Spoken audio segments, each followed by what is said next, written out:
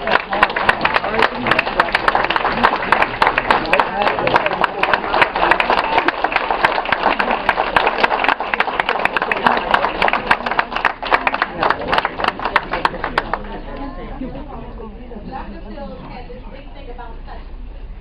will always ask permission if she could touch it before she touches it. They like touch, they tell stories on it. Well, I want to say one thing about Dr. Phil's is remembering my time there. She always knew exactly what you were doing, and she always addressed you in a formal manner, and she would say, Mr. Martin?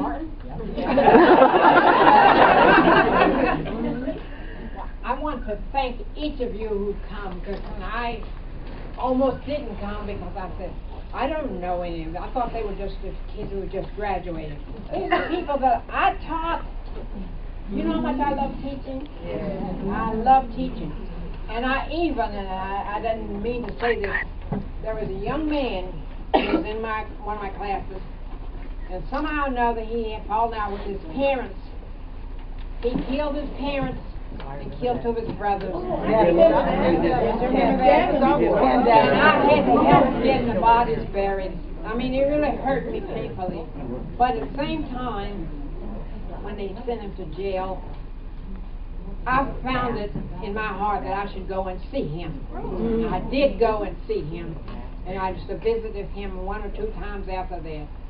And it used to, you know, whenever he would come, knew that I was at the window, he would come with his Drexel jacket on. He would come with his jacket on. That made me feel good, but at the same time, I was so concerned that we had this kind of situation there. Now, on the good side, I used to love to travel. I wrote a lot of proposals at the National Science Foundation in Washington. I got money for that to help bolster our tutorial centers and to help students do things that they didn't know that I was helping them to get. But I love to teach. And sometimes when I listen to our pastor now, he would say something, and I said, now that is not quite right. But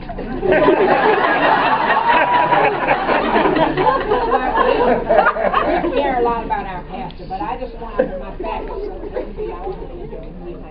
But I just, like the one time I had developmental mathematics. I had given a talk once at a convention, and then they invited me to come to them. And where come to them was Geelong, Australia, my paper. I went there because they wanted a copy of it so they could see how to start with their children, bring them up. And then after I did that, I went to Sydney, Sydney, Australia. That's where they have the big fancy opera house. And then I used to go around with the kangaroos and stuff like that. But I think the thing that helped me the most when I was at the University of District of Columbia, they had a lot more money than we had, but at the same time they had a lot more students who needed it. The adults didn't have any place else to go. They had to come to the University of District of Columbia. I worked with them and I put in line some things like people who had to work with the students for a while so they can understand what course they need to take, what they do. They were working in D.C., but they need to move up the ladder. And I think through what we did there at the University of the District of Columbia, more of those elderly people got a chance to get better jobs at the University of the District of Columbia. There was one lady here, I don't know if she's here now, but she used to tutor people in the tutorial center. They were good, and the students picked up quite well there. But the final thing for me, and I'll sit down and shut up, because I love to talk. That's my ladies who. But when I was at the University of District of Columbia, a lady had already been there. She said, Ewaugh, I think you can go down to Kenya. Where's Kenya? Oh, yeah. They sent me to the University of Nairobi in Kenya to teach mathematics. Well, they weren't very good at mathematics. But what I did, I took some of the students with me and some of the guys who were drivers, and they picked up their friends for a ride, because whenever I stopped, I had to buy their food too. I don't mind giving somebody some food. But I learned that they had 1 or 2 colleges there that were good. but they weren't of the caliber of what we are used to. But I took them around to where they had the libraries and things like that. They needed help, financial help to buy stuff. I was silly. I came home and was sending all my books to them, and somebody reminded me, you have to pay for those books to go in there. So they're back in my basement right now. But to each of you, I'm so proud of you. Some of you said, well, I had to repeat the math. I said, it's okay, you still know it. You have to work hard at it. I love to teach. I love the people. And that's why you have over at Drexel, I guess it's still over the building, the Arts and Sciences building. I still think they have a tutorial lab because I made sure that they have funding for that. But I appreciate the people from my church. Would you wave your hands at the number of people from my church who are members of my church? Thank you all for that.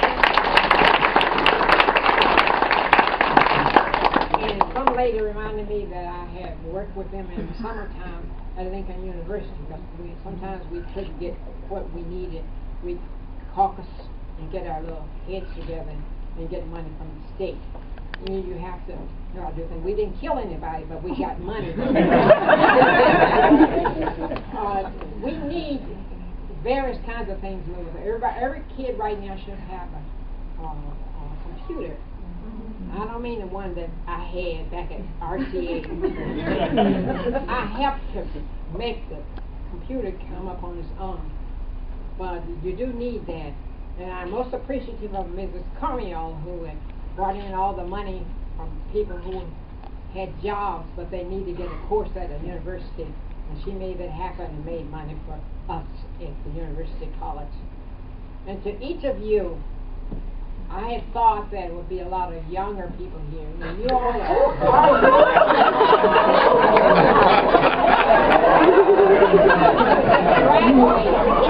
but it made me feel so good when I saw that these people said, oh, 77, 76, I was with you, so and so.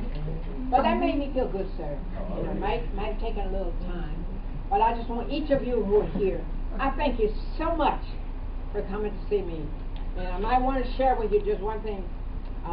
You see me hopping around, is that I had a stroke about a year, about 6 or 7 years, not years, but months ago. And I can't do all the things I used to do. The lady who's the nurse for me, she's here today, and the ladies who come and work with me on Sunday, the two of them, a minister and the lady who's in charge of him and the word. Deaconess. Deaconess. She has a whole team of them. And Mrs. Allen, she has a car, and I can't drive my cars now. I can't do that. I have to wait for it.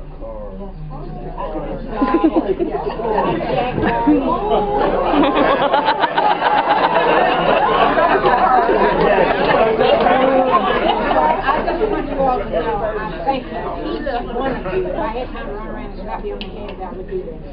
I appreciate you reminding me of what I tried to do. And I'm glad that I like teaching. I love teaching. I tried to do that.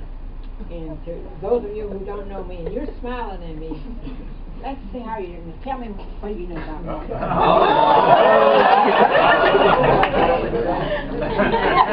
He just learned about me. That's all right. But a lot of the programs that we had on this campus was because of the work that Mrs. Carmiel and I worked together, and Mrs. Where's the lady? Somebody else. You say quiet out. Ewaugh, it's Rita. Rita. It's Rita. It's time you called me Rita. The people that work with me now, I don't call them by their first name. But I'll try to call you since I'm older than you. But I don't want to. Your daughter. Beg pardon? Your daughter's there too. Oh, where's my daughter? That's my daughter. Most of you know me. I adopted 4 children. This is my daughter, and she's been with me ever since she was 6. I won't tell you how old she is now.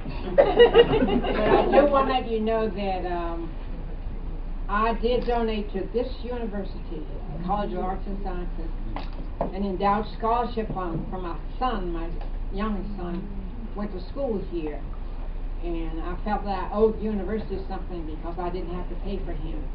But I have been giving money to his fund, Jamie B. Fields Endowed Scholarship Fund, and I did that again this year, but I gave more money than I usually give. So I just love education. I love each of you. I don't know all of you, but you gave me smiles, and it made me smile a little bit. But I fallen off my steps 2 or 3 times, and I lost some of my teeth. But don't let that worry you. I'm still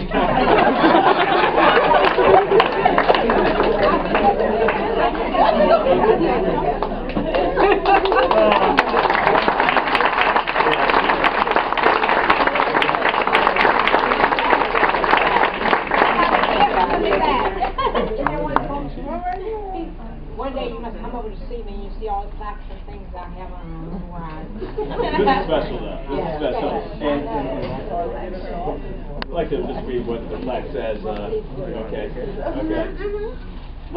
The Drexel University Black Alumni Council salutes Dr. Ewaugh F. Fields with dedicated guidance and support that proved essential to the success of Drexel University minority students. May 2nd, 2015, Alumni Weekend, signed off by our President, Shante. Thank you very much. Okay, yeah. But you know that when the little first came here, I said, I don't want to go over to the next semester. And I got Mrs. Phillips to work with you. I know. And this lady right here, I saw her through a line in Best Buy in Cherry Hill Mall. Yeah, she's hopping in line in front of me. For all the great things that you have done for all of us in this room and the impact that you had on us and then the next generation and all, you know, we want to thank you because without that, it just put us right on the right track. Well, you made me feel happy. Very happy. And my people that from my church, they make me feel happy. They come and do things for me and everything. But I'm happy now. I'm very, very happy.